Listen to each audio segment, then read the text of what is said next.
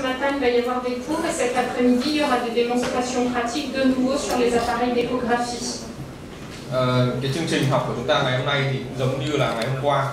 Tức là buổi sáng thì chúng ta sẽ có một số các cái bài giảng và cụ thể là tập trung vào cái chủ yếu vào cái khớp vai. Đến buổi chiều thì chúng ta sẽ có các cái buổi thực hành trực tiếp trên máy siêu âm về siêu âm của cái khớp khuỷu và khớp cổ tay. On verra cet après-midi l'échographie du coude et du poignet. C'est bon. Et je vais commencer ce matin par vous parler de l'épaule dégénérative, c'est-à-dire de l'arthrose au niveau de l'épaule. Mà bài đầu tiên của chúng ta trong buổi sáng là cái thoái hóa khớp vai. Donc l'arthrose au niveau de l'épaule, c'est comme toutes les arthroses, on va retrouver les 4 principaux signes de l'arthrose, à savoir le pincement articulaire focal qui correspond à la zone d'usure du cartilage. Các cái dấu hiệu về thoái hóa khớp vai thì nó cũng chúng ta đều học hết rồi đúng không ạ? Tức là cái dấu hiệu về thoái hóa khớp vai thì nó cũng giống như là các cái thoái hóa ở khớp khác, bao gồm có 4 dấu hiệu. Thứ nhất là một cái hẹp khu trú của ổ khớp. On retrouve également un ostéophyte qui correspond à une production osseuse en général qu'on retrouve à la partie inférieure de la tête. Et puis de façon moins fréquente, on retrouvera des géodes et une condensation de l'os sous-chondral. Tiếp theo là các cái mỏ xương thoái hóa thì thông thường chúng ta sẽ thấy được ở cái bờ dưới của trỏ xương cánh tay. Cái thứ ba là dấu hiệu cái ổ khuyết xương dưới sụn. Dấu hiệu này thì ít gặp hơn. En général, au niveau de l'arthrose de l'épaule, les 2 principaux signes qu'on va rechercher, qu'on va retrouver, c'est le pincement articulaire et l'ostéophyte. Les 2 autres sont beaucoup moins fréquents. Dấu hiệu thứ tư là dấu hiệu mà đặc xương dưới sụn nữa. Tuy nhiên thì chỉ có 2 dấu hiệu đầu tiên là dấu hiệu hẹp khu trú của khớp vai và cái mỏ xương thoái hóa là hay gặp thôi. Còn 2 cái dấu hiệu là dấu hiệu khuyết xương dưới sụn và đặc xương dưới sụn thì ít gặp hơn. Alors pour vous illustrer un petit peu tout ça, le pincement articulaire, on le retrouve toujours sur notre incidence de radio de face, où là on voit au bout de la flèche une petite zone de pincement de l'articulation entre la tête et la glaine. Với cái dấu hiệu hẹp khu trú ổ khớp ấy, thì chúng ta sẽ quan sát trên cái phim chụp thẳng ở trên cái ví dụ này, nó thấy là có cái hẹp khu trú ở cái khớp cổ chảo cánh tay. Et donc ce pincement, on ne peut le retrouver que si on a des clichés qui enfilent l'interline. C'est pour ça que c'est important d'avoir des clichés qui sont faits en position debout avec l'obliquité du tube de rayon X. Si jamais vous avez des clichés qui n'enfilent pas l'interline, vous n'allez pas pouvoir retrouver ce pincement focal. Thì chúng ta biết là hôm qua là có cái chúng ta sẽ có nhiều cái tư thế chụp thẳng khác nhau, đúng không? Có tư thế là bệnh nhân đứng, có tư thế là bệnh nhân nằm. Thì cái tư thế của bệnh nhân nằm ấy thì chúng ta sẽ không nhìn được cái đường song song giữa cái ổ chảo và cái ổ chảo và cái trỏ xương cánh tay, đúng không? Thì ở cái tư thế cái quan trọng nhất để đánh giá cái hẹp khu trú này là chúng ta phải bộc lộ được cái đường cái ổ khớp cổ chảo cánh tay. Khi đó chúng ta sẽ cho bệnh nhân xoay tay và bệnh nhân cái bóng làm sao để bộc lộ được cái khớp cổ chảo cánh tay. Les ostéophytes, donc c'est ces grosses productions osseuses qu'on voit à la partie inférieure de la tête en général, qui doivent être de taille plus ou moins importante. Tiếp theo là cái dấu hiệu mỏ xương thoái hóa thì thông thường ta sẽ quan sát được ở cái bờ dưới của cổ chảo, bờ dưới của trỏ xương cánh tay. Les géodes au niveau de la tête, c'est-à-dire des petits trous qu'on retrouve au niveau de l'os qui correspondent à des zones d'hyperpression. Et c'est des érosions qui viennent de la synoviale osseuse. Tiếp theo là các cái tổn thương khuyết xương dưới sụn. Cái này là nó do cái sự tăng áp lực trong ổ khớp. Et puis la condensation de l'os sous-chondral, là on voit que l'os il est tout condensé, juste au-dessous de la zone du cartilage. Et c'est le dernier signe qu'on peut retrouver dans toutes les arthroses. Cái dấu hiệu thứ tư là dấu hiệu mà nó đặc xương dưới sụn. Ces 4 signes, donc c'est toujours les mêmes, quelle que soit l'arthrose de l'articulation, que ce soit au niveau de l'épaule, du genou, de la cheville, etc. Au niveau de l'épaule, on les retrouve rarement tous les 4 ensemble, et on les retrouve ensemble uniquement quand il y a des arthroses qui sont très évoluées. Cái dấu hiệu cả 4 cái dấu hiệu này thì nó là dấu hiệu chung của thoái khớp ở bất kỳ vị trí nào. Mặc dù vậy thì ở cái khớp vai ấy, thì chúng chúng ta rất là hiếm khi mà nhìn thấy quan sát thấy cả 4 dấu hiệu, và khi mà chúng ta thấy được cả 4 cái như này thì cái mức độ thoái khớp rất là nặng. Donc, faire le diagnostic de l'arthrose, c'est assez facile. En fait, la question qui se pose, surtout pour nos correspondants chirurgiens, c'est pas tant de savoir s'il y a une arthrose ou pas, que d'essayer de savoir si c'est une arthrose qui est primitive ou secondaire. Cái việc chẩn đoán thoái khớp ấy, thì như các bạn thấy là tương đối là đơn giản. Dù vậy thì chúng ta cũng phải có cái chẩn đoán liên quan đến phẫu thuật. Chúng ta sẽ xem là cái thoái khớp này là thoái khớp nguyên phát hay là thoái khớp thứ phát. L'arthrose la plus fréquente, c'est des arthroses qui sont secondaires à une rupture de coiffe. Donc il va y avoir une rupture de la coiffe des rotateurs, ça va entraîner un décentrage de la tête, on reverra ça un peu plus tard, et du coup il va y avoir une arthrose qui va se développer. Cái thoái khớp mà hay gặp nhất là thoái khớp thứ phát do cái tổn thương của cái chóp xoay. Dans d'autres cas qui sont beaucoup plus rares, on estime ça à 2 à 3% des cas, on a une arthrose qui est primitive, c'est-à-dire qu'il y a de l'arthrose qui se développe au niveau de l'articulation sans facteur favorisant. Cái thoái khớp mà nguyên phát thì rất ít, rất hiếm gặp thôi, chỉ chiếm khoảng 2-3% thôi. Nghĩa là cái thoái khớp mà nó không có xuất hiện thoái khớp nhưng mà không đi kèm với cả các cái nguyên nhân gây ra thoái khớp. Et de façon anecdotique, on a aussi des arthroses qui sont secondaires à d'autres causes traumatiques, infectieuses, etc. Ngoài hai cái loại trên ra thì chúng ta có cái thoái khớp thứ phát do các nguyên nhân khác, ví dụ như là do chấn thương hay là do viêm. Et en fait, quand on a une lésion d'arthrose au niveau de l'épaule, ce qui est important, c'est de se poser la question de la coiffe des rotateurs. Parce que dans un cas, c'est une lésion de la coiffe des rotateurs qui est responsable de la lésion d'arthrose, dans les omarthroses secondaires. Et dans les omarthroses primitives, le chirurgien a besoin de savoir l'état de la coiffe pour pouvoir envisager sa prise en charge chirurgicale. Vì vậy mà khi mà chúng ta nhìn thấy, quan sát thấy một cái thoái khớp ở thoái hóa khớp vai ấy, thì chúng ta phải đặt ra câu hỏi là cái chóp xoay nó như thế nào. Nếu như trong trường hợp mà thoái hóa khớp mà thứ phát ấy, thì thông thường là nó sẽ gặp do tổn thương chóp xoay, đúng không? Kể cả ngay cả cái trường hợp mà thoái hóa nguyên phát như này thì cùng bác sĩ lâm sàng người ta cũng muốn biết cái tình trạng của chóp xoay để mà đưa ra cái khả năng điều trị phẫu thuật. Et donc le but du bilan d'imagerie, ça va être d'apprécier la sévérité de l'arthrose pour évaluer le capital osseux pour savoir si le chirurgien pourra ou pas mettre une prothèse, et puis évaluer l'état de la coiffe des rotateurs.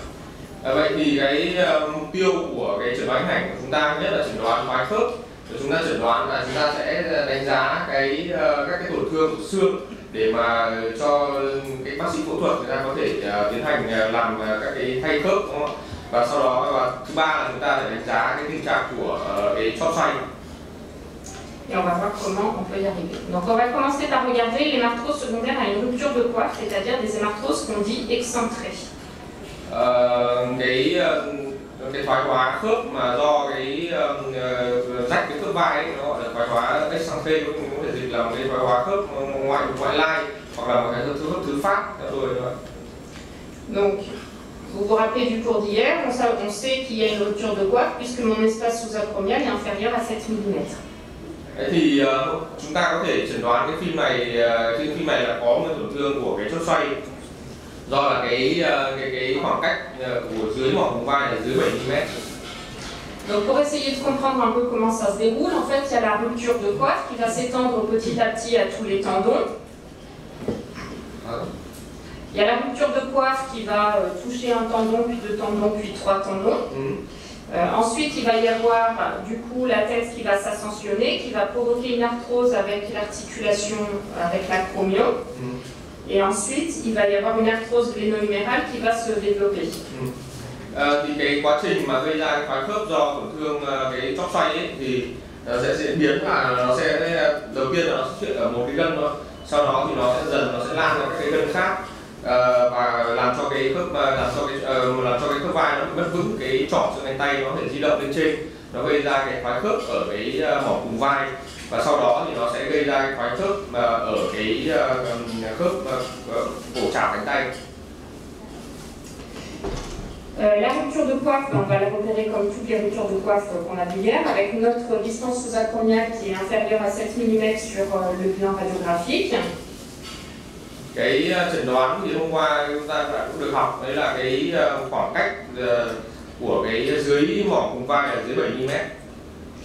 Et du coup, il va y avoir une ascension de la tête humérale et une rupture du sein chromo-huméral. Donc, je vais vous illustrer tout ça. Donc, la distance sous-acromiale, voilà des exemples de distance sous-acromiale qui sont inférieures à 7 mm. Đây là cái ví dụ về cái khoảng cách dưới mỏm vùng vai mà nó giảm quá 7 mm. Et on retrouve nos signes d'arthrose avec un petit ostéophyte de ce côté-là. Cái hình ảnh thoái hóa mỏ xương ở dưới trỏ cho bên tay. Et puis la condensation sous-chondrale, c'est l'exemple que je vous ai montré tout à l'heure. Cái tắc xương dưới sụn. Alors, cette histoire d'espace sous-acromial, on sait qu'au plus il y a des tendons qui sont rompus au niveau de la coiffe des rotateurs, au plus on a de chances de voir une diminution de l'espace sous-acromial. Đây là cái nghiên cứu mà nó nói về cái giá trị của cái khoảng cách của dưới mỏm vùng vai. Par contre, quand il n'y a que le supraépineux qui est rompu, on s'aperçoit qu'on a rarement une diminution de l'espace sous-acromial. Nếu như mà chỉ có mỗi một cái gân cơ trên gai mà rách ấy, thì rất ít khi mà cái khoảng cách này nó giảm xuống dưới 7 mm. Mais les arthroses qu'on retrouve dans le cadre des ruptures de la coiffe des rotateurs, c'est souvent justement des arthroses qui surviennent quand il y a une rupture qui est complète et étendue de tous les tendons de la coiffe des rotateurs. Donc ça survient après une durée d'évolution de la rupture de la coiffe des rotateurs. Và thông thường thì cái tổn thương mà gây ra thoái khớp thứ phát do rách cái chót xoay ấy, thì là một cái tổn thương mà nó hỗn hợp ở cái chót xoay, tức là không chỉ rách đơn thuần một gân mà nó có thể rách nhiều gân khác nhau. Ensuite, on a ce qu'on appelle une rupture du sein chromo-huméral. Donc, le sein chromo-huméral, c'est on regarde la partie inférieure de l'omoplate et la partie inférieure de la corticale de l'humérus. Et normalement, c'est bien homogène comme dans cet exemple. Pardon. Voilà. Quand c'est normal, on arrive à faire tout en cintre une arcade qui est homogène. Et en fait, quand il va y avoir une rupture de la coiffe des rotateurs, il y a une ascension de la tête et il y a une rupture de ce cintre. Một cái dấu hiệu khác mà chúng ta thấy ở trên màn hình đấy là cái sự mất thẳng hàng giữa cái trỏm của xương cánh tay và cái ổ chảo. Bình thường thì nó sẽ có cái đường thẳng hàng như này. Tuy nhiên là khi mà chúng ta thấy là mất sự thẳng hàng và cái trỏm xương cánh tay di lệch lên trên ấy, thì có nghĩa là cũng gợi ý một cái rách chót xoay. Donc voilà quelques exemples d'omarthrose secondaire à des ruptures de coiffe. Dans tous les cas, on retrouve des diminutions des espaces sous-acromiales, des ostéophytes inférieurs et de temps en temps de la condensation sous-chondrale. Đây là các cái ví dụ về thoái khớp do tổn thương chót xoay. Chúng ta thấy là cái chót xoay thứ nhất là nó làm giảm cái khoảng cách phía dưới của cái mỏm vùng vai, đúng không? Đồng thời là cũng mất cái sự thẳng hàng của chót xoay và cái ổ chảo, như là có các dấu hiệu của thoái khớp như là mỏ xương thoái hóa rồi là đặc xương dưới sụn. Parfois c'est beaucoup plus évolué et on a une perte de sphénicité de la tête humérale. Thì đây là những cái trường hợp mà nó thoái khớp rất là nặng. Donc, comme dans cette arthrose, il y a une rupture de coiffe, il va falloir étudier la coiffe des rotateurs, c'est ce qu'on a vu hier, soit par arthroscanner, soit par IRM. Tiếp theo thì chúng ta sẽ phải đánh giá cái chót xoay, đúng không? Thì cái phương tiện mà chúng ta sử dụng có thể là một cái cắt lớp vi tính nội khớp hay là một cái cộng từ. En gardant en mémoire que le cartilage sera beaucoup mieux analysé sur l'arthroscanner que sur l'IRM. Mais bon. Đối với bà ấy thì cái arthroscanner thì nó có một cái giá trị nữa là nó đánh giá cái sụn khớp, rồi bà thích dùng lớp vi tính hơn. Donc si on fait un arthroscanner, donc là il y a une rupture de coiffe, il y a une opacification de l'espace sous-acromial, on voit qu'il y a une involution graisseuse du supraépineux, et sur l'arthroscanner on voit le cartilage ici et on voit qu'il est aminci au niveau de l'extrémité de la flèche. Trên cái phim chụp mà các lớp vi tính nội khớp thì chúng ta thấy thứ nhất là nó có cái hình ảnh rách của cái cơ trên gai, gân trên gai, đúng không? Đồng thời là nó có sự teo cái gân trên cơ trên gai của nó vỡ, và ta thấy là nó có cái sụn khớp đấy bị mỏng thì.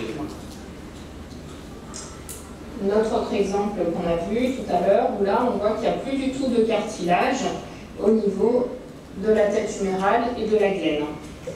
On ne voit plus que l'os qui s'est condensé et on ne voit plus du tout le liseré noir du cartilage. Đấy thì cái trường hợp này thì nó còn nặng nề hơn, tức là nó không hề nhìn thấy cái sụn khớp ở cái trỏ xương cánh tay cũng như là sụn khớp ở cổ trảo, và cái mức độ mà đặc xương dưới sụn thì nó tăng hơn. Si jamais on fait une IRM, à ce moment-là, le cartilage n'est pas visible. On va avoir des signes indirects de lésion du cartilage sous la forme d'un œdème sous-chondral qui va apparaître en hyposignal T1 et en hypersignal T2. Et c'est ça qui va nous faire dire, par extension, qu'il y a une lésion du cartilage. Cái hình ảnh mà nó tổn thương sụn khớp ở trên động từ thì là cái hình ảnh mà gọi là không phải là hình ảnh trực tiếp mà là gián tiếp, nó là cái sự phù cái tủy xương, phù xương dưới sụn tăng trên PD phát sát, giảm trên T1. Donc voilà pour l'homarthrose secondaire. C'est bien important, encore une fois, de faire la différence entre l'homarthrose secondaire et primitif parce que les prothèses que vont poser les chirurgiens sont complètement différentes dans un cas et dans l'autre. Cái bài nhắc lại nhấn mạnh là chúng ta phải chẩn đoán được cái thoái khớp ở khớp vai là do nguyên phát hay là do thứ phát, vì cái phương án điều trị để phẫu thuật sẽ khác nhau với từng trường hợp. Parce que là, comme il n'y a plus de coiffe des rotateurs, le chirurgien va devoir trouver une astuce pour que le bras continue à se mobiliser tout en traitant son arthrose et tout en mettant sa prothèse. Alors que si jamais les tendons de la coiffe sont présents, à ce moment-là, il pourra prendre une prothèse qui est plus anatomique où il va réinsérer les tendons sur la prothèse et la prothèse va continuer à fonctionner. En fait, dans un cas, quand il y a une arthrose qui est secondaire à la rupture de coiffe, le chirurgien, comme il n'y a plus de coiffe des rotateurs, ce qui fait bouger l'épaule, c'est les tendons de l'épaule. Mais là, il n'y a plus les tendons au niveau de l'épaule. Donc il va devoir trouver une prothèse, une astuce pour que le bras continue à se mobiliser malgré la présence de la prothèse. Et c'est ce qu'on appelle les prothèses inversées, en fait. Nghĩa là cái bài nói về cái quy trình phẫu thuật đấy, thì đối với cái trường hợp mà bệnh nhân mà có cái thoái hóa khớp vai thứ phát đấy, thì ngoài cái chuyện là thay cái khớp vai ra thì cái chỏm, cái gân, các cái gân chóp xoay nó đã bị tổn thương rồi, cho nên là phải lựa chọn cái prothèse làm sao mà nó vừa đảm bảo cái chức năng của khớp vai cũng như là cả cái vận động của khớp vai nữa, thay thế cho các cái chóp xoay bị tổn thương. Alors que dans l'homarthrose qui est primitive, dans l'arthrose primitive de l'épaule, les tendons ils sont toujours présents, donc le chirurgien ne va pas s'occuper des tendons, il va simplement mettre une prothèse comme on mettrait une prothèse au niveau du genou. Thì đối với cái tổn thương khớp vai nguyên phát ấy, thì các cái gân chóp xoay nó vẫn còn được bảo tồn, đúng không? Vẫn rất tốt. Thì ở đấy thì người ta chỉ thay cái khớp đơn thuần thôi, chứ không cần phải quan tâm đến cái chóp xoay. Donc dans l'arthrose primitive, elle est beaucoup moins fréquente que la première et par définition, il y a l'espace sous-acromial qui est préservé puisqu'il n'y a pas de rupture de la coiffe des rotateurs. Đối với cái thoái hóa khớp vai nguyên phát ấy, thì nó rất ít gặp, nó chỉ khoảng 2-3% thôi, và cái khoảng dưới mỏ cổ vai thì nó vẫn được tôn trọng vì là nó không có cái tổn thương chóp xoay. Cette arthrose, elle est bilatérale dans un cas sur deux et en général, elle est assez isolée, c'est-à-dire que c'est pas parce qu'on a une arthrose au niveau de l'épaule qu'il faut rechercher de l'arthrose ailleurs. Nó gặp ở hai bên trong khoảng 40-50% các trường hợp, và khoảng 2/3 các trường hợp thì nó không có cái tổn thương thoái khớp ở chỗ khác, vị trí khác. Et c'est pas particulièrement les gens qui vont travailler beaucoup avec les épaules qui vont développer cette arthrose. Il y a aussi des gens qui travaillent pas beaucoup avec leurs épaules qui peuvent développer de l'arthrose à cet endroit-là, on ne sait pas très bien pourquoi. Về cái nguyên nhân ấy, thì nó cũng không rõ ràng. Tức là có thể là do cái bệnh nhân người ta có cái về nghề nghiệp hay là về các động tác có sử dụng cái khớp vai nhiều hay là không. Donc Donc dans cette arthrose, en fait, il va y avoir le premier signe, ça va être un ostéophyte inférieur, au niveau de la tête humérale inférieure, qui va petit à petit augmenter de taille, qui va s'accompagner d'un pincement cléno-huméral, mais avec une tête qui reste centrée par rapport à la glène. Về cái quá trình diễn biến ấy, thì đầu tiên là nó sẽ có các cái mỏ xương ở bờ dưới của tròng xương cánh tay, đúng không? Sau đó thì cái mỏ xương nó sẽ tăng lên, nó sẽ gây ra hẹp cái khớp ổ chảo cánh tay. Tuy nhiên thì cái tròng xương cánh tay thì nó vẫn ở đúng cái vị trí, là cái khoảng dưới mỏ vùng vai nó vẫn còn được tôn trọng. Et petit à petit, la tête elle va avoir tendance à se décentrer, à aller non pas vers le haut, mais aller vers l'arrière de la glène, et elle va se subluxer vers l'arrière de la glène. Và đến cái quá trình thứ ba ấy là nó sẽ cái tròng xương cánh tay nó sẽ bị chật ra phía đằng sau. Donc, comme sur le reste des arthroses, hein, j'insiste un peu, mais on retrouve le pincement, l'ostéophyte, les géodes, la condensation sous-chondrale, mais cette fois-ci, la distance sous-acromiale est forcément normale. Cái dấu hiệu để chúng ta chẩn đoán thì nó giống như là bốn cái dấu hiệu mà chúng ta vừa nói, đúng không? Đó là hẹp khe khớp cú trú, mỏ xương thoái hóa, khuyết xương dưới sụn, đặc xương dưới sụn. Tuy nhiên thì nó khác với cả cái thoái khớp thứ phát, đúng không? Là cái khoảng cách ở phía dưới của cái mỏ vùng vai là vẫn trên 7 mm. Alors l'intérêt des différentes techniques d'imagerie, que ce soit le scanner, l'arthroscanner ou l'IRM, ça va être d'apprécier un certain nombre de choses. En premier, le capital osseux, c'est-à-dire la quantité d'os qui reste, parce que ça a un grand intérêt pour le chirurgien pour implanter sa prothèse. Về cái giá trị của các cái phương pháp khác nhau thì ví dụ như cổng từ, rồi cổng từ các lớp vi tính nội khớp hay cổng từ thì nó cũng sẽ khác biệt. Mặc dù vậy thì đối với các cái nhà phẫu thuật viên ấy, thì người ta hay quan tâm đến cái cấu trúc xương, vì họ sẽ làm cái prothèse rồi đặt cái prothèse rồi. Et donc le capital osseux, il va être très bien étudié avec les techniques scanographiques, que ce soit le scanner ou l'arthroscanner. Par contre, avec l'IRM, on va avoir un petit peu plus de mal à apprécier la quantité d'os qui reste. Chính vì vậy mà các cái phương pháp như là các lớp vi tính hay là các lớp vi tính nội khớp thì nó sẽ đánh giá xương tốt hơn. Ensuite, il va falloir étudier la position de la tête par rapport à la glène et si la glène elle est orientée vers l'arrière ou pas. Et ça, quelles que soient les techniques d'imagerie, c'est globalement pareil. Tiếp theo là chúng ta phải đánh giá cái vị trí của cái tròng xương cánh tay và cái ổ chảo nó như nào, nó có bị di lệch ở phía sau hay là không. Ở đây chúng ta thấy là nó có ba cái dấu hiệu để phải đánh giá đấy. Ví dụ như là nhất là về xương này, rồi là xem là cái tròng xương cánh tay nó có di lệch ra phía sau hay không này, đánh giá cái gân của chót xoay này. Đây là những cái so sánh của chúng ta thấy cổng từ là nó sẽ kém ở cái trường hợp đánh giá xương. Thế còn lại các cái dấu hiệu khác thì ba cái gần như là như nhau. Et en dernier, il faudra faire une analyse de la coiffe. Donc l'analyse de la coiffe, on fera soit par arthroscanner, soit par IRM. Đấy, thế còn cái dấu hiệu mà để phân biệt, để phân tích cái chót xoay ấy, thì các lớp tính bình thường nó sẽ không thể đánh giá được. Thế còn lại thì các lớp vi tính nội khớp và cổng từ thì đánh giá rất tốt. Quelle que soit la technique d'imagerie qu'on va utiliser, le scanner, l'arthroscanner ou l'IRM, on ne les fera que si on envisage une intervention chirurgicale sur l'épaule. Puisque le diagnostic, de toute façon, positif d'arthrose au niveau de l'épaule, il se fait par le bilan radiographique. Donc c'est uniquement si on envisage en geste qu'on va aller plus loin dans les explorations. Thì các cái chỉ định như là các lớp vi tính nội khớp hay là cổng từ thì cần được đặt ra khi mà chúng ta muốn chỉ định phẫu thuật cho bệnh nhân thôi. Thế còn để mà về chẩn đoán ấy, thì cái X-quang là đủ rồi.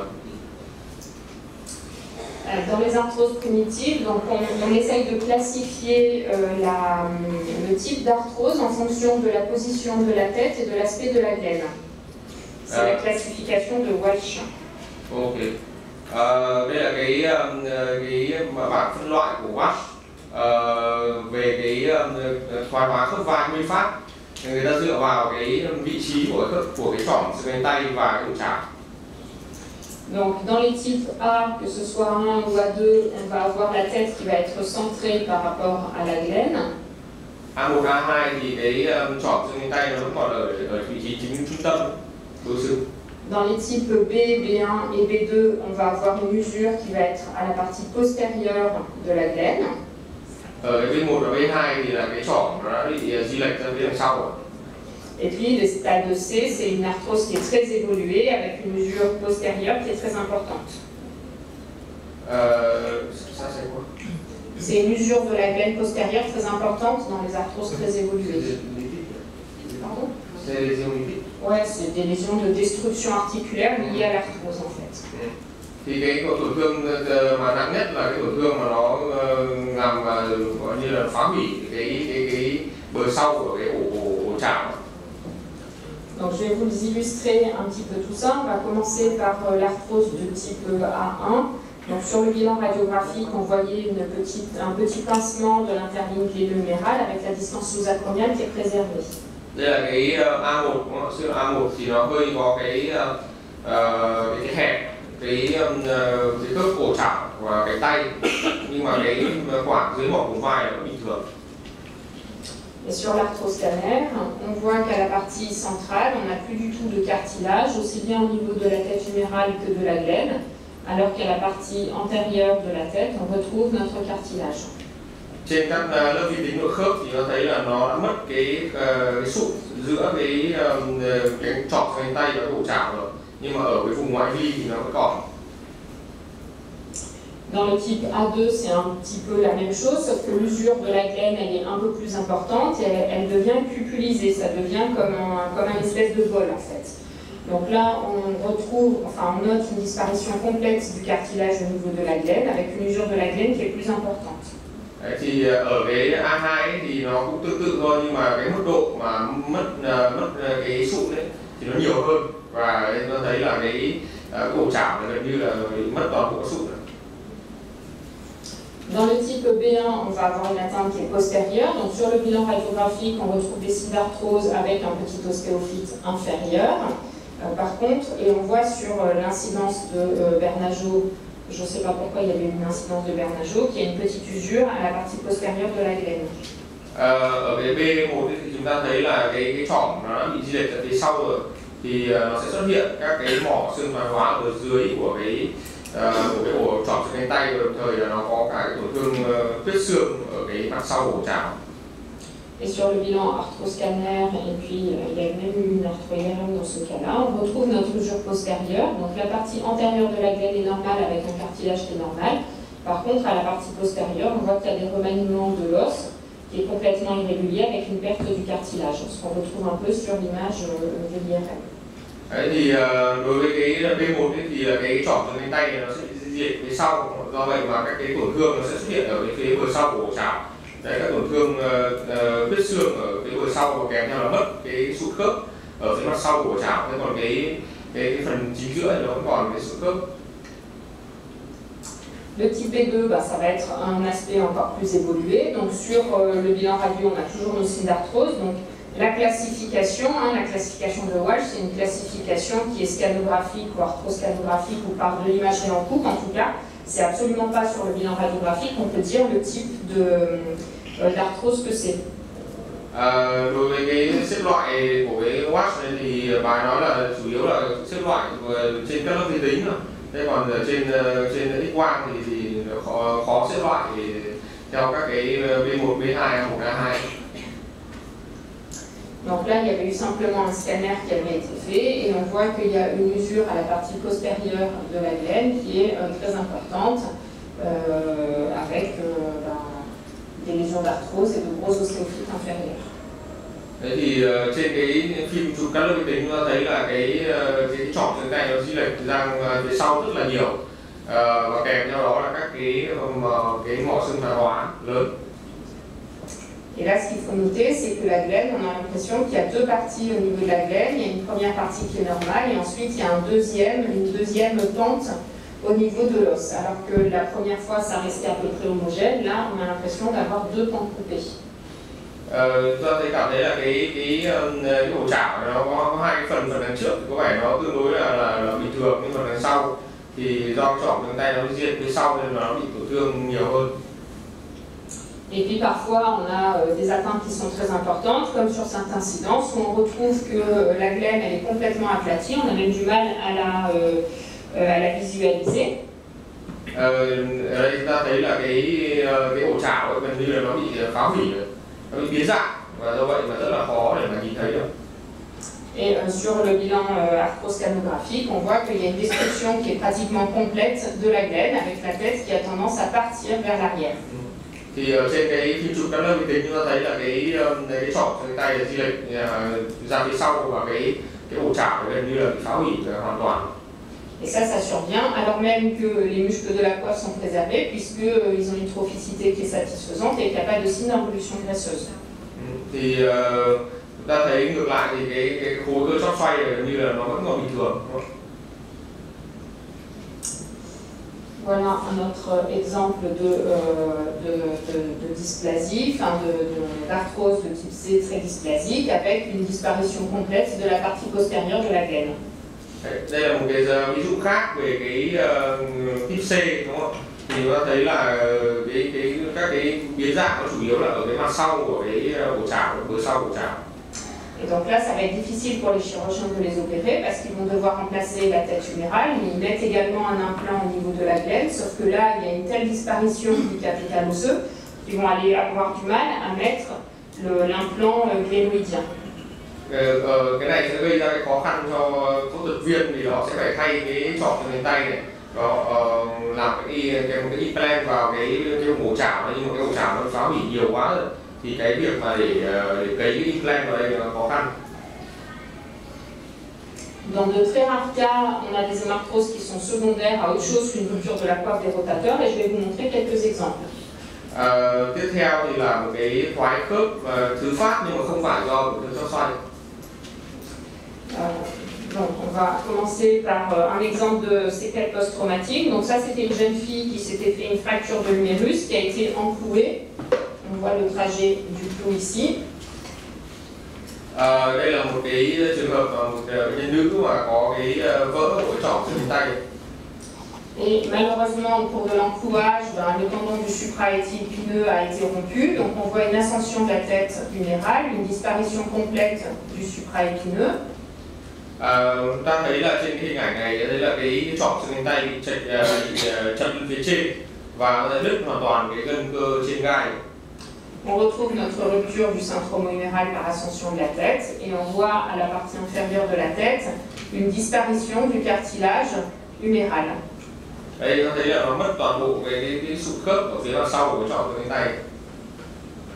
Voilà, c'est la même image sur une coupe un petit peu antérieure où en plus il y avait un petit ostéophyte antérieur. Donc elle avait 25 ans et ça pose un réel problème pour elle pour son avenir fonctionnel au niveau de l'épaule.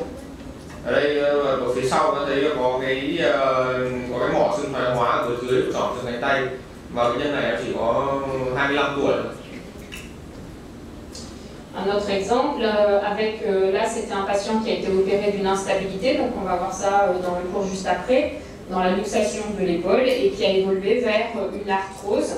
On note une disparition complète du cartilage.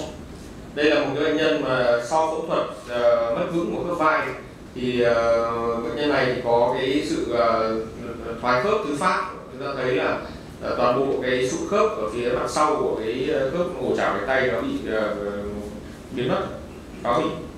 Donc l'arthrose dans l'instabilité, elle peut survenir soit parce qu'au cours de l'épisode d'instabilité, il va y avoir une lésion qui va se créer au niveau du cartilage et qui va évoluer pour son compte, soit parce qu'il y a une malposition du matériel et dans ce cas-là, il y avait l'extrémité de la vis en fait qui avait débordé à l'intérieur de l'articulation. Có hai cái nguyên nhân có thể gây ra cái này, đó là thứ nhất là cái khớp vai nó bị mất vững và nó gây ra cái hoạt động nó không được chính xác của khớp vai và nó gây ra cái phá hủy xương khớp. Và thứ hai là cái việc cái vị trí của cái vít phẫu thuật nó không được chính xác. Ví dụ trong trường hợp này bà nói là có vẻ cái vít này nó bị hơi lồi vào cái vùng xương khớp. Donc les exemples que je vous montre, c'est des exemples assez rares quand même, et heureusement dans la majorité des cas, les chirurgiens ils travaillent très très bien et il n'y a pas de problème. Đấy, thì cái ví dụ này thì bà nói là rất là hiếm gặp vì là thường phẫu thuật viên họ làm rất là tốt. Là, c'est un exemple d'une patiente avec une polyarthrite rhumatoïde où on retrouve un pincement global de l'interligne glénomérale. Đây là một ví dụ bệnh nhân nữ 47 tuổi mà có cái viêm khớp dạng thấp ấy, nó thấy là nó hẹp gần như là toàn bộ cái khớp cổ chảo cánh tay ấy. Et un autre exemple de polyarthrite rhumatoïde où on voit sur le cliché initial un petit pincement focalisé et puis sur les clichés à 1 an, le pincement qui s'est nettement majoré à la partie centrale et c'est le patient de tout à l'heure, enfin la patiente de tout à l'heure qu'on a retrouvé qui a développé un gros kyste à la partie supérieure de l'épaule. Thì đây là một bệnh nhân 70 tuổi có cái viêm khớp dạng thấp và thấy là ở cái phim chụp phía trước thì là cái khớp nó hẹp ở mức độ vừa. Nhưng sau 1 năm thì là cái mức độ hẹp của khe khớp nó tăng lên rất là nhiều và kèm theo có một cái khối dạng nang nó nằm ở cái bờ trên của vai. Donc on l'avait exploré par IRM et même par arthro-IRM pour essayer de voir la communication entre cet épanchement qu'il y avait dans l'articulation, ça s'accompagnait d'une rupture de coiffe. En fait, ça passe à travers l'articulation acromioclaviculaire et ça venait se développer à la partie supérieure de l'épaule. Bệnh nhân này đã được chụp một cái cộng từ nội khớp thì chúng ta để đánh giá cái mối liên quan giữa cái khối dạng nang này và cái dịch trong ổ khớp thì thấy rằng là cái dịch ở trong ổ khớp nó đi qua cái khớp vùng vai đòn và nó lan vào cái thông với cả cái nang dịch. Donc finalement, dans les zones arthroses, ce qui est important, c'est d'arriver à différencier le arthrose primitive et secondaire à la rupture de coiffe. Vậy thì để mà kết luận cái bài này thì cái quan trọng nhất của chúng ta là chúng ta phải đánh giá là đây là một cái thoái khớp nguyên phát hay là thứ phát. À partir du moment où on sait qu'on est dans un contexte pré-chirurgical, ça va être très important de documenter la coiffe pour bien voir les tendons et les muscles pour savoir si le chirurgien, le type de prothèse qu'il va pouvoir mettre. Tiếp theo là chúng ta sẽ phải đánh giá về cái gân và cơ của chóp xoay để cho cái cấu trúc xương ở vùng khớp vai để phẫu thuật viên người ta có thể có cái lựa chọn về cái prothèse. Et toujours à but pré-chirurgical, pour aider les chirurgiens, il va falloir qu'on évalue le capital osseux, la quantité d'os qui reste, et puis voir un petit peu si la gaine elle est usée à sa partie centrale ou à sa partie postérieure. Thì chúng ta cũng phải đánh giá thêm cả cái trỏm, cái ổ chảo nữa, xem là nó có bị tổn thương ở vùng trung tâm hay là vùng phía sau. Est-ce que vous avez des questions? Câu hỏi.